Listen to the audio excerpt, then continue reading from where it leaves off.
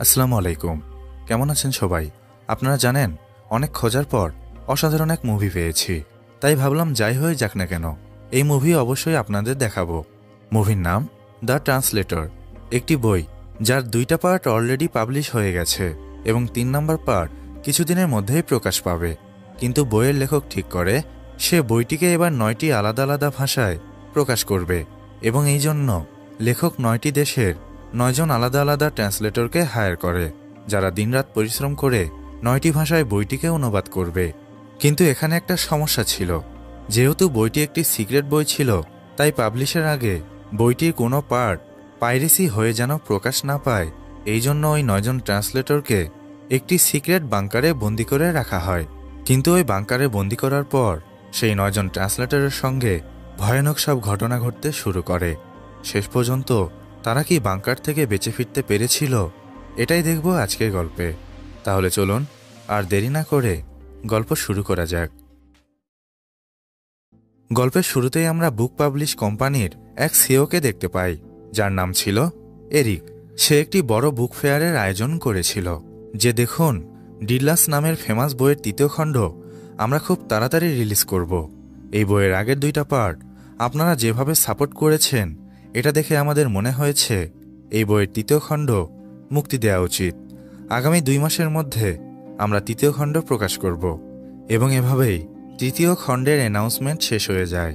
এরপর দেখা যায় আমরা একে একে বিভিন্ন দেশের ট্রান্সলেটরকে দেখতে পাই, যাদের ইনভাইট করে নিয়ে আসা হয়েছিল। এর নাম টেলমা, সে ছিল পর্তুগিজ ট্রান্সলেটর। এর নাম হেলেন, সে ছিল ডেনমার্ক ট্রান্সলেটর। এর নাম অ্যালেক্স, সে ছিল ইংল্যান্ড ট্রান্সলেটর। এর নাম এন্ড্রিক, সে ছিল জার্মান ট্রান্সলেটর।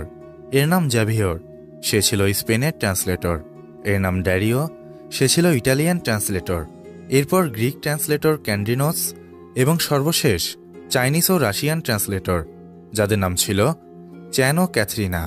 এই সমস্ত প্রফেশনাল ট্রান্সলেটর ফ্রান্সের বিশাল বড় এক ম্যানশনে চলে আসে। এখানেই তাদের ওই বইটিকে ট্রান্সলেট করতে হবে। এখানে প্রবেশ করার সঙ্গে সঙ্গেই সবার মোবাইল ফোন ও যাবতীয় জিনিসপত্র নিয়ে নেওয়া হয় এবং সবাইকে নিচে বাংকারে নিয়ে যাওয়া হয়। ট্রান্সলেটররা সবাই অনেক হ্যাপি ছিল, কারণ ডিডলাস নামের সেই ফেমাস বইটির 3য় খণ্ড মুক্তির আগেই তারা সেটা ভালো করে পড়তে পারবে। এরকম অসাধারণ ভাগ্য কয়জনের হয়? এখানে বাংকারের মধ্যে প্রবেশের পর এরিক সেখানে উপস্থিত হয় এবং সবার উদ্দেশ্যে বলে, এখানে আপনাদের কোনো জিনিসের অভাব হবে না। ভালো খাবার, ভালো বিছানা, সবকিছু এখানে পাবেন। প্রতিদিন আপনাদের 20টি করে বইয়ের পৃষ্ঠা দেওয়া হবে এবং ওই দিনের মধ্যেই আপনাদের পৃষ্ঠাগুলো ট্রান্সলেট করতে হবে। এখানে পুরো বই ট্রান্সলেট করতে 1 মাসের মতো সময় লাগবে, কিন্তু এখানে 2 মাসের জন্য আপনাদের নিয়ে আসা হয়েছে, কারণ পরবর্তী 1 মাস ট্রান্সলেট বা অনুবাদে যদি কোনো ভুল হয়, সেটা যেন আপনারা ঠিক করে নিতে পারেন। এরপরেও যদি কোনো ভুল হয়ে যায়, তার জন্য আপনাদের অনেক বড় মূল্য চোকাতে হবে। এদিকে সব বলার পর ট্রান্সলেটররা যা যার কাজে লেগে পড়ে। ক্যাথরিনা বইয়ের প্রথম পেজ পড়ার সাথে সাথেই অনেক ইমোশনাল হয়ে পড়ে, কারণ এতটাই ভালো ছিল এই বইয়ের ন্যারেশন। সবাই আজকের দিনের মধ্যেই 20টি পেজের ট্রান্সলেট কমপ্লিট করে ফেলে। ট্রান্সলেশন কমপ্লিট হয়ে গেলে এরিক সেখানে একটি বিটকেস নিয়ে হাজির হয়, যার মধ্যে এই বইটির অরিজিনাল স্ক্রিপ্ট ছিল। এছাড়াও বিভিন্ন দেশের ফ্ল্যাগের সঙ্গে কিছু পেনড্রাইভ ছিল। এরিক একটি পেনড্রাইভ কম্পিউটারে কানেক্ট করে। কম্পিউটারে কানেক্ট করার পর আবার খুলে ফেলে। তখন ড্যারিও বলে ওঠে, এই বইয়ের লেখকের সঙ্গে আমি দেখা করতে চাই। এরিক বলে, এই বইয়ের লেখকের নাম অস্কার, কিন্তু তার সাথে দেখা করা সম্ভব নয়, কারণ তাকে আমরা কেউই নিজ চোখে দেখিনি।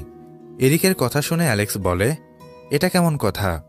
আমরা তার বিখ্যাত একটি বই ট্রান্সলেট করছি, তার সঙ্গে দেখা করাতে সমস্যা কোথায়? এরিক বলে, অস্কার তার পরিচয় প্রকাশ্যে নিয়ে আসতে চায় না, সে গোপন থাকতেই পছন্দ করে। এই বিষয়ে প্রশ্ন করে কোনো লাভ হবে না। এসব বলে এরিক ওখান থেকে চলে যায়।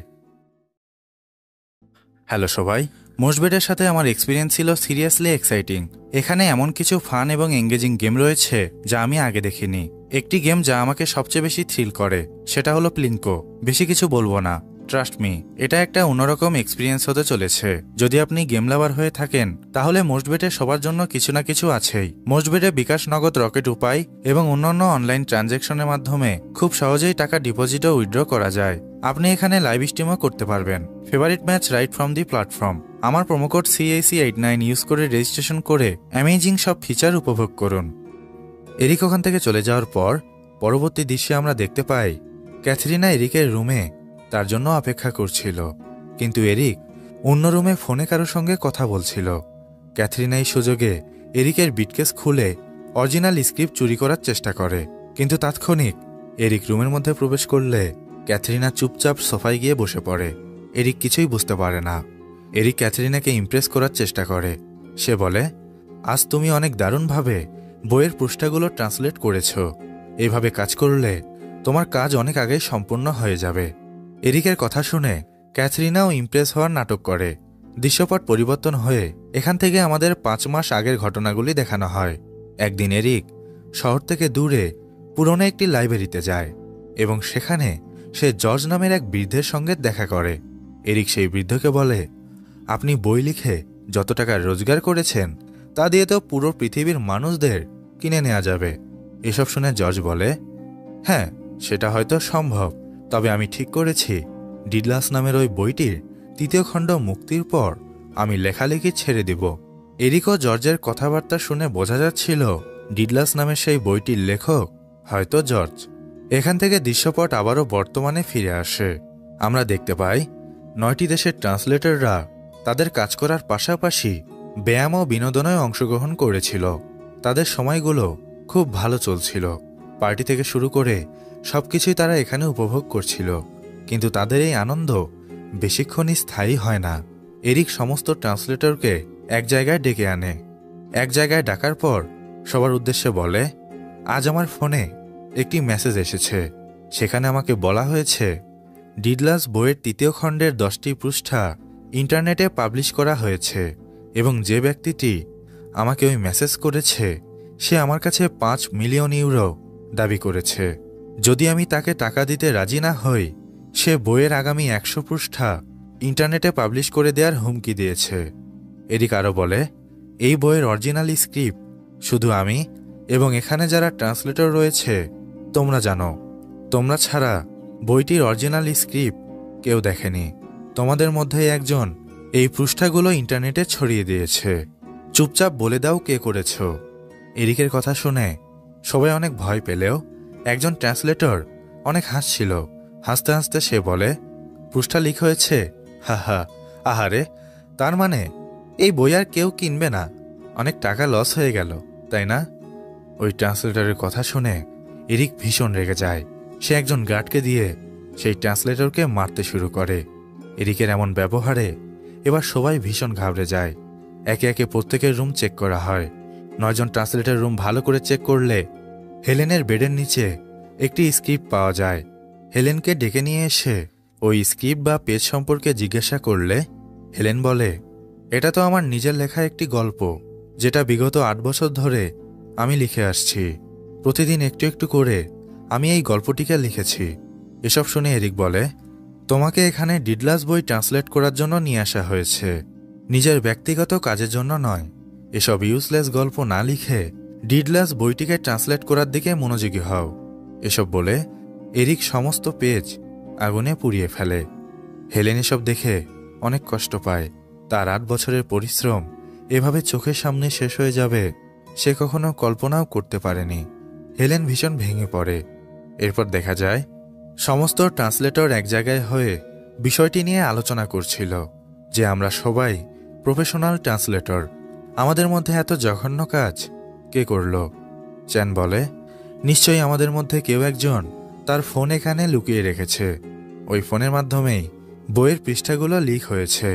চ্যান এসব বলার পর সবাই একজন ট্রান্সলেটরের দিকে তাকিয়ে থাকে যার নাম এনগ্রিড। এনগ্রিডের হাতে চোট লাগার কারণে সেখানে ব্যান্ডেজ করা ছিল। এনগ্রিড বলে, আরে তোমরা সবাই আমার দিকে এভাবে তাকিয়ে আছো কেন? আমি কিছু করিনি। এখানে আসার আগে আমার হাতে চোট লেগেছিল, এজন্যই হাতে ব্যান্ডেজ করেছি। এনগ্রিডের এসব কথা কেউ বিশ্বাস করে না। তারা মনে করে হয়তো ব্যান্ডেজের মধ্যে সে মোবাইল লুকিয়ে রেখেছে। তাই সবাই একসাথে জোর করে ব্যান্ডেজ খোলার চেষ্টা করে, কিন্তু দেখা যায় সত্যি তার হাতে চোট লেগেছিল, সেখানে কোনো মোবাইল নেই। এসব কর্মকাণ্ডের মধ্যে অ্যালেক্স একটু ঘাবড়ে যায়, কারণ তার রুমেও অনেক খারাপভাবে তল্লাশি চালানো হয়েছিল। এখানে আমরা ক্যাথরিনাকে দেখতে পাই। সে হঠাৎ করেই অ্যালেক্সের রুমে চলে আসে। ক্যাথরিন অ্যালেক্সকে বলে, তোমার উপরে আমার সন্দেহ হচ্ছে, তুমি নিশ্চয়ই কিছু করেছ। ডিডলাস বইয়ের স্ক্রিপ্ট নিশ্চয়ই তুমি অনলাইনে ছড়িয়ে দিয়েছ। এসব শুনে অ্যালেক্স বলে, হ্যাঁ, আমি কোনো প্রফেশনাল ট্রান্সলেটর নই।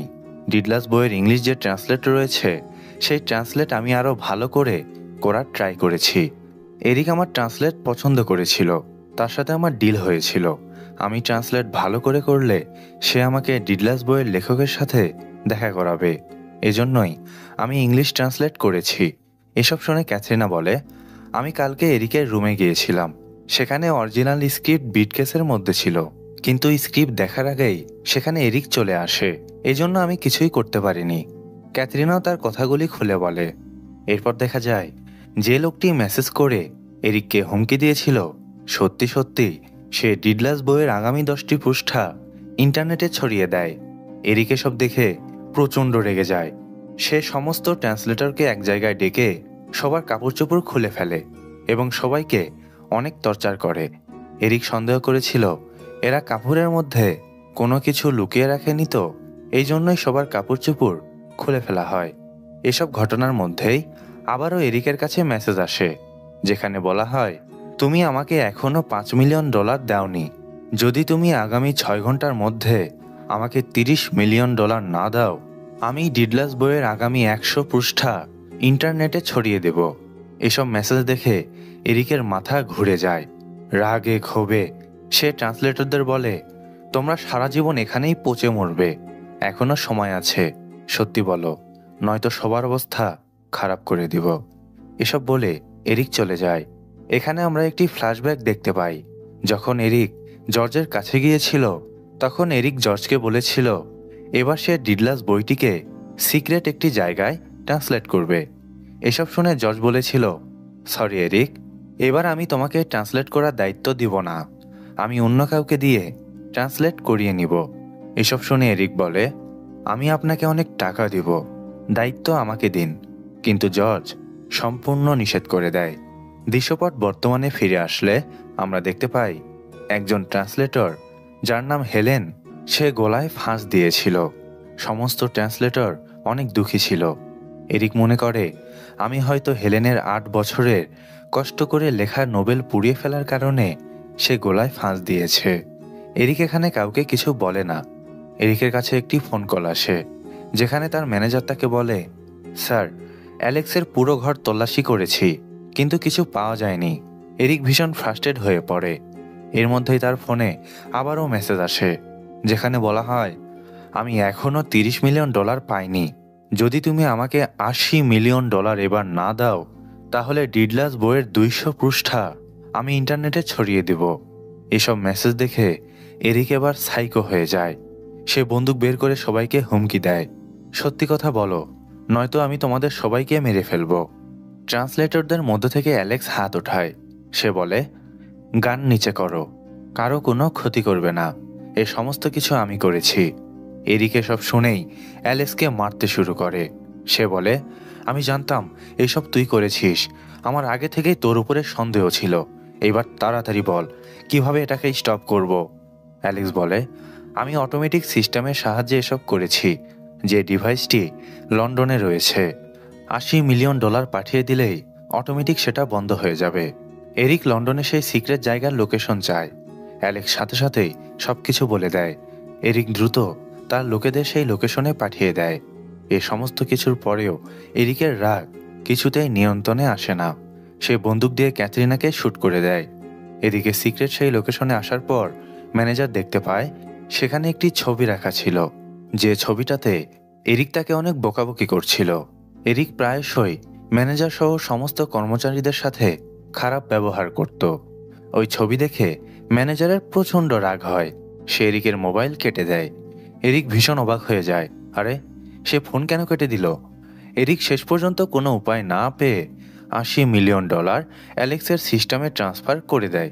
কিন্তু দেখা যায় এরিকের ফোনে একটি মেসেজ আসে, যেখানে ডিডলাস বইয়ের সমস্ত পৃষ্ঠা ইন্টারনেটে ছড়িয়ে দেওয়া হয়েছিল। এরিক এসব দেখে ভীষণ ভেঙে পড়ে। সে প্রচণ্ড রাগে ক্ষোভে গান বের করে অ্যালেক্সকে শ্যুট করে দেয়। সিকিউরিটি গার্ডরা এরিকের এমন অদ্ভুত আচরণ দেখে এরিকের বিপক্ষে দাঁড়িয়ে যায় এবং তাকে বন্দি করে। অ্যালেক্সের জামার ভেতরে একটি বই ছিল, যার কারণে গুলি অ্যালেক্সের শরীর ভেদ করতে পারেনি। এজন্য সে প্রাণে বেঁচে যায়। এরিককে পুলিশ কাস্টডিতে নেওয়া হয়। পরবর্তী দৃশ্যে আমরা দেখতে পাই অ্যালেক্স এরিকের সাথে দেখা করতে আসে। তখন এরিক অ্যালেক্সকে বলে, বেঈমান, তোর উপর আমার প্রথম থেকে সন্দেহ ছিল, তুই এত বড় বেঈমানি করতে পারলি। অ্যালেক্স বলে, কাছে আয়, একটা কথা বলি। ডিডলাস বইয়ের লেখককে জানিস? আমার নামই অস্কার। ওহো, এত বড় টুইস্ট শুনে এরিক তো একদম ফ্রিজ হয়ে যায়। এবং এখান থেকে অতীতে দেখানো হয় অ্যালেক্স যখন ছোট ছিল তখন থেকেই বইয়ের প্রতি তার আলাদা একটা আকর্ষণ ছিল। সে প্রতিদিন জর্জের লাইব্রেরিতে বই পড়তে যেত। ধীরে ধীরে সে বইপ্রেমী হয়ে ওঠে এবং সময়ের সাথে সাথে সে যখন বড় হয় সে ডিডলাস নামের একটি বই লেখা শুরু করে। জর্জ অ্যালেক্সের বই পড়ে অনেক মুগ্ধ হয়ে যায়। সে অ্যালেক্সকে বলে, তুমি তো অসাধারণ বই লিখেছ, এটা যদি প্রকাশ করা হয় তাহলে তুমি ফেমাস হয়ে যাবে। অ্যালেক্স এসব শুনে একটু শঙ্কিত বোধ করে। সে মনে করে তার নাম দিয়ে যদি বই প্রকাশ করা হয় তাহলে শ্রোতা সেটা নাও অ্যাকসেপ্ট করতে পারে। এজন্য সে সিদ্ধান্ত নেয় জর্জের নাম দিয়ে সে বই প্রকাশ করবে। অ্যালেক্স জর্জকে সেই বই প্রকাশ করতে বলে। অ্যালেক্সের কথা মতো জর্জ ডিডলাস বইয়ের 2টা পার্ট এরিকের মাধ্যমে পাবলিশ করে। কিন্তু অ্যালেক্স যখন জানতে পারে যে এরিক বই প্রকাশ করার জন্য বিভিন্ন জঘন্যতম পাবলিসিটির প্রয়োগ করে, তখন সে অনেক ভেঙে পড়ে।